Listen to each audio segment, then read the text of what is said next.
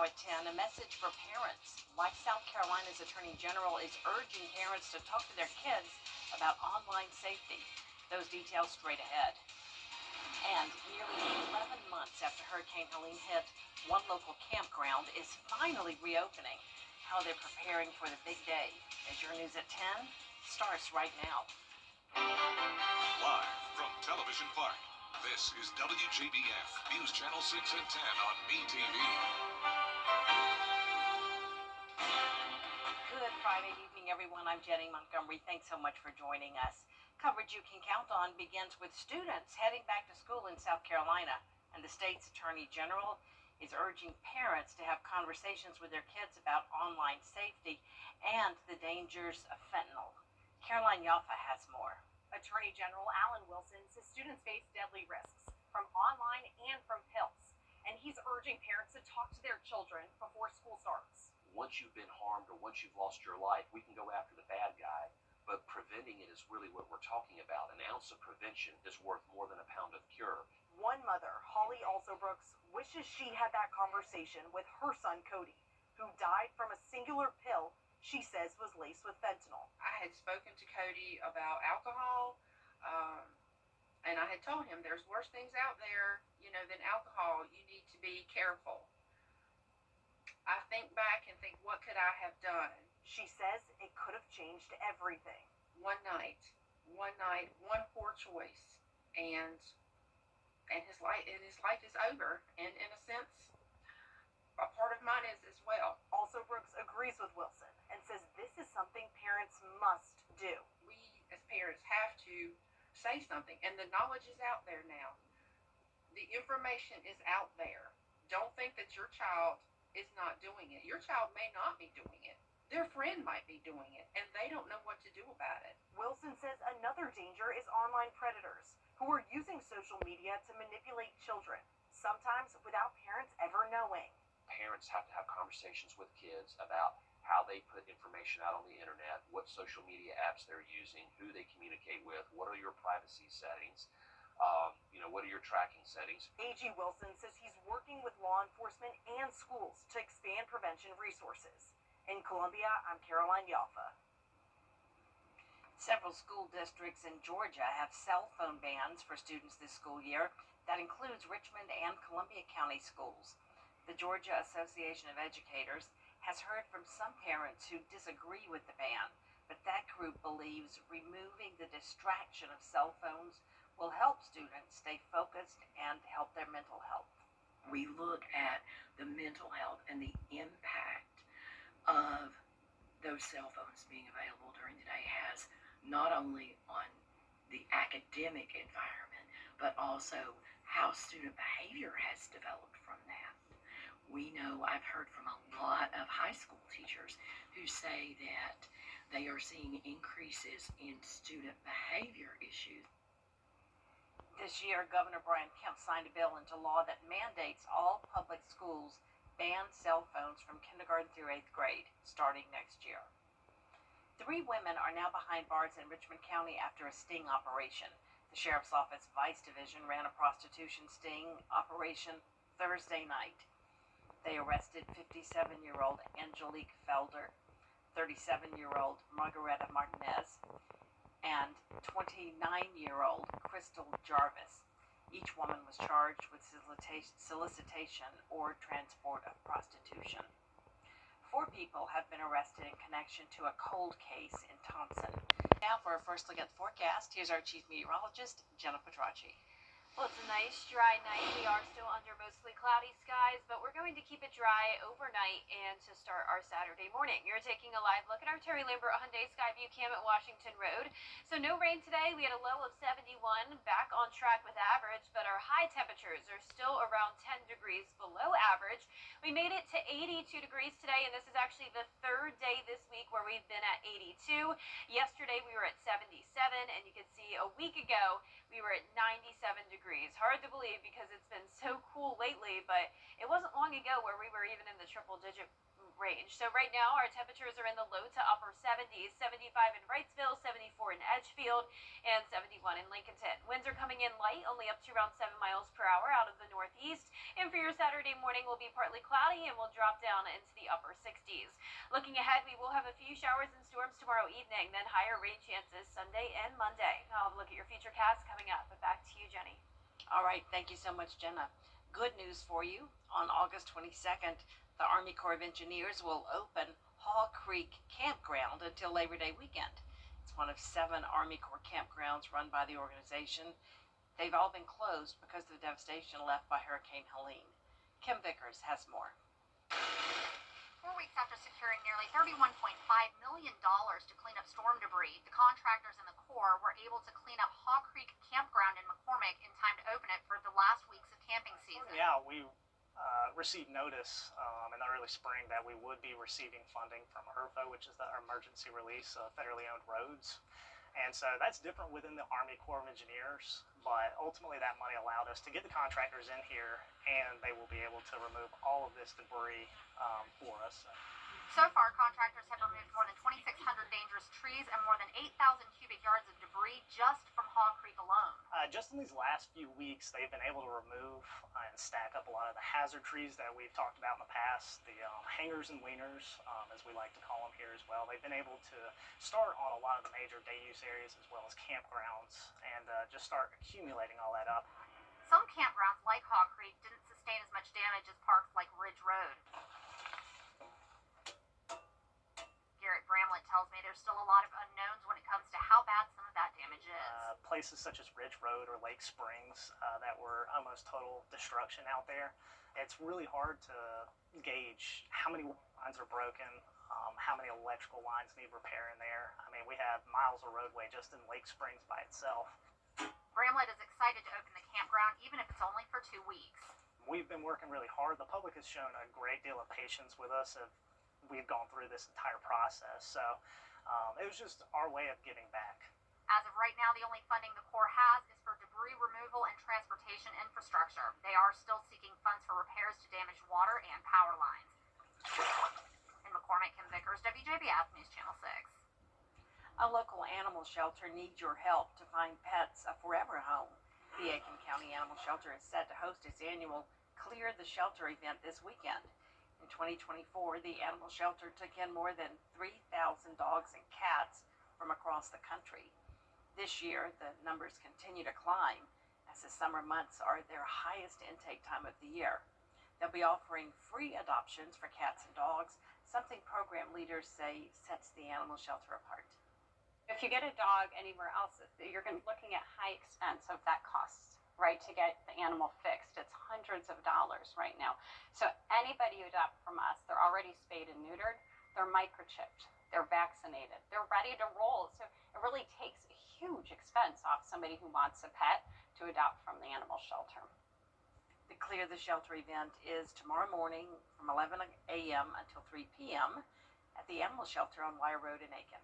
We've got more information about the event on our website, WJBF.com. And the cooler than normal weather continues into the weekend, and even next week it's going to take us quite some time to heat back up. I'll have a look at those temperatures right after this break. Hey Green Jackets fans, when you're at the plate, there's nothing worse than striking out without ever swinging. You gotta make the most of your chances.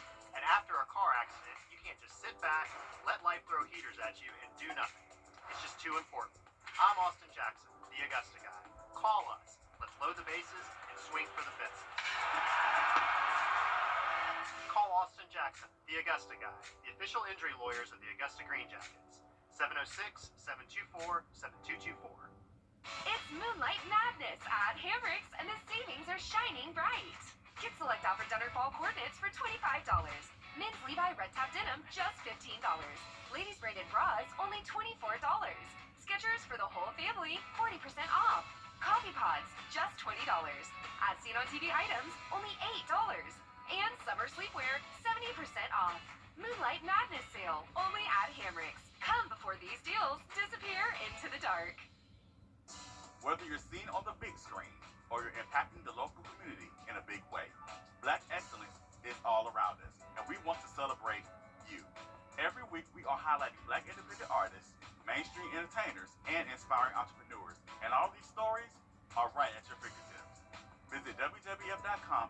News Channel 6, where we celebrate Black excellence every day.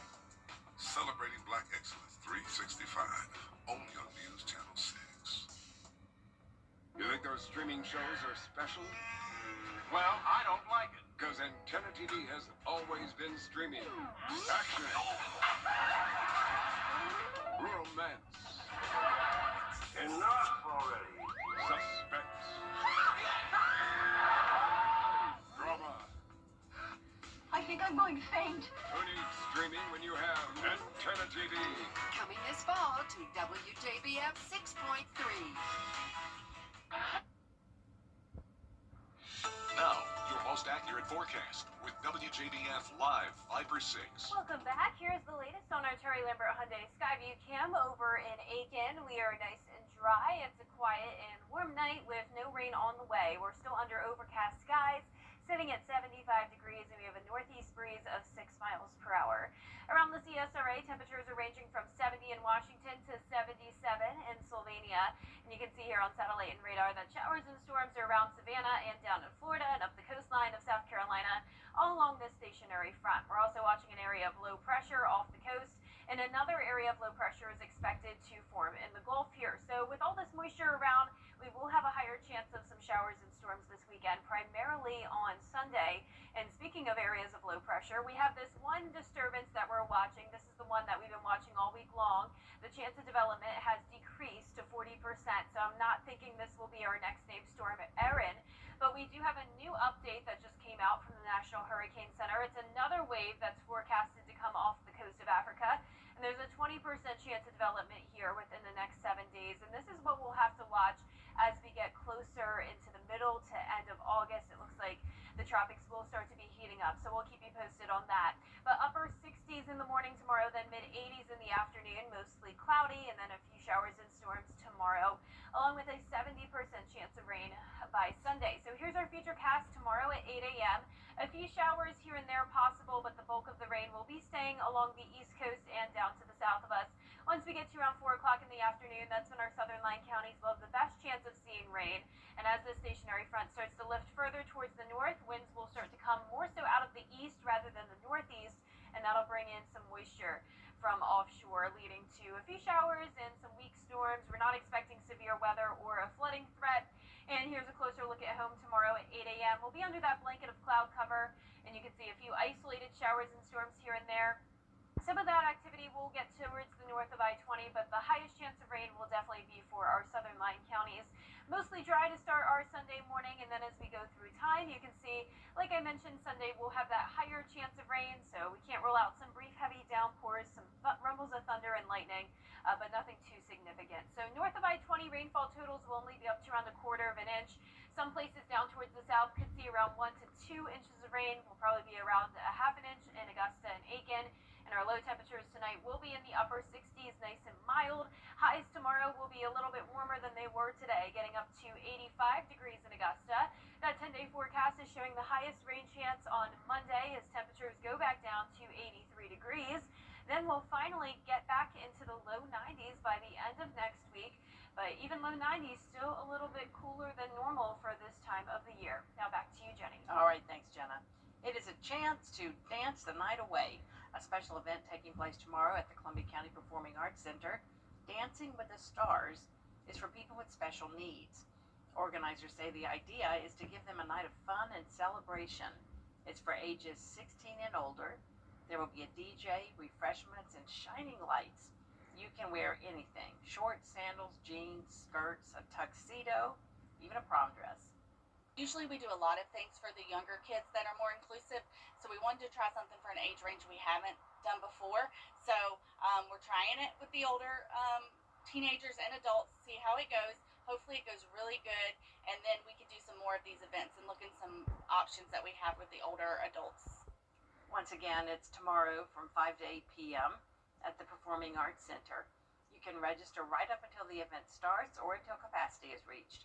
Just go to WJBF.com and find the link. Coming up, ICE raids are the latest on immigration crackdown.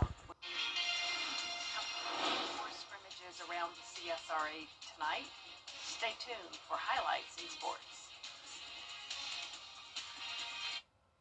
Do you know what time it is?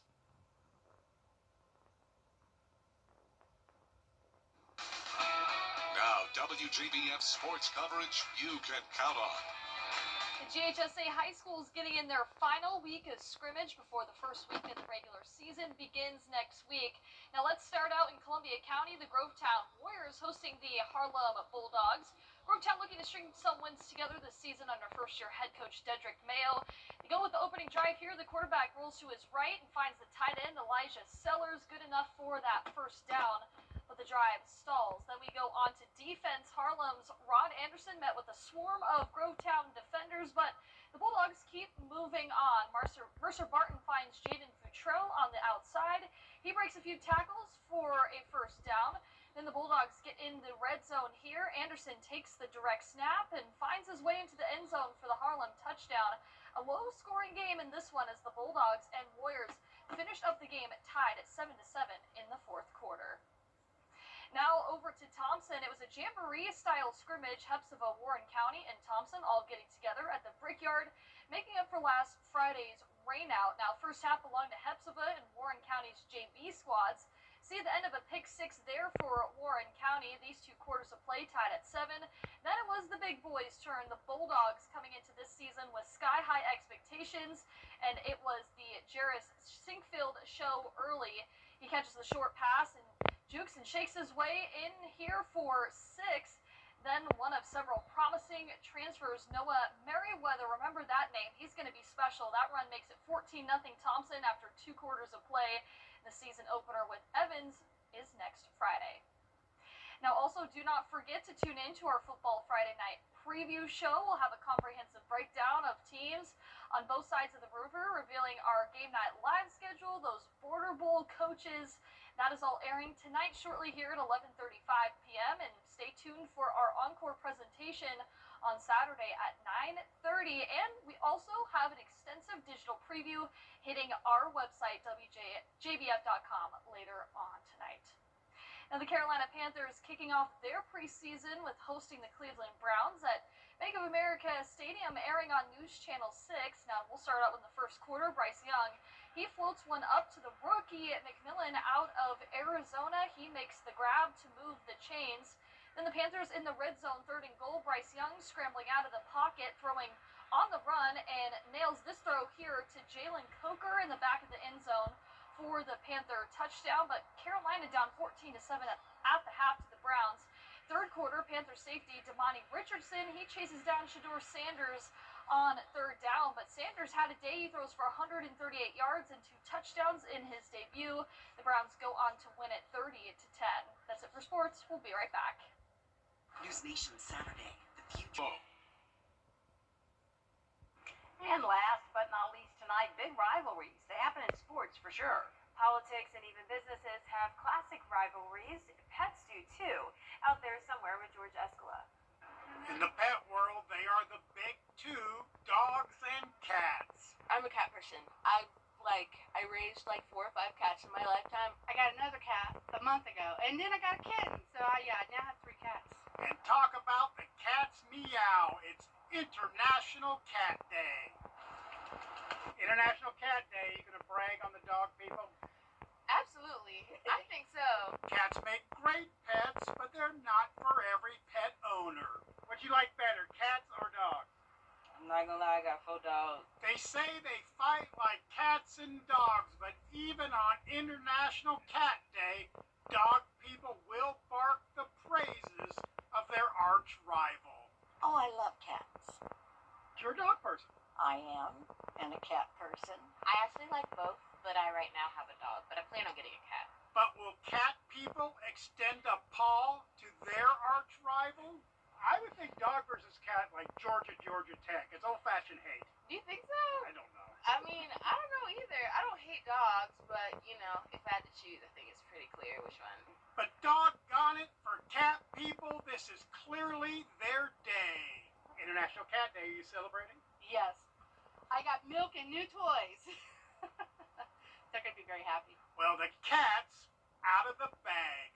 Out there somewhere in Augusta, George Escala, WJBF, News Channel 6. And those cats are very familiar to us. They're back in the parking lot. Yeah. They're Station the cats. station cats. Yep. Shadow, Princess, Oreo. Oreo. You got a whole lot of them out there. I feel like the cats just keep growing. They are, Yeah. and we have every sort of color Yep. cat out there too. Yeah. Oh yeah. Well, our forecast is showing some nice weather for our station cats. I know when it's so hot, it's too hot for them out there, but this weather is very comfortable. It's going to be in the low to mid 80s this weekend. It won't be a washout. We'll see just a few showers and storms on Saturday, then a slightly higher chance of rain on Sunday. The highest chance of rain comes in on Monday. We'll be down to 83 degrees, and then eventually we're going to get back to around 90 next Thursday, and we'll still have those typical daily chances of showers and storms. But 90 degrees next Thursday, 92 next Friday, and then it looks like we're going to fall back into the upper 80s again the following weekend. Jenny, I know you're not too happy about all these 80s. I just can't believe what's happened this summer. We went from, the hundreds to Yeah. October. Yeah. Yeah. It's A pretty brief crazy. little stretch of 100 degrees. I mean, who knows? It could come back, but I'm not seeing any signs of a big warm up anytime soon. And it's still summer. The news continues at the top of the hour on News Channel 6 at 11. Hogan's Heroes is next here on MeTV. Have a great night.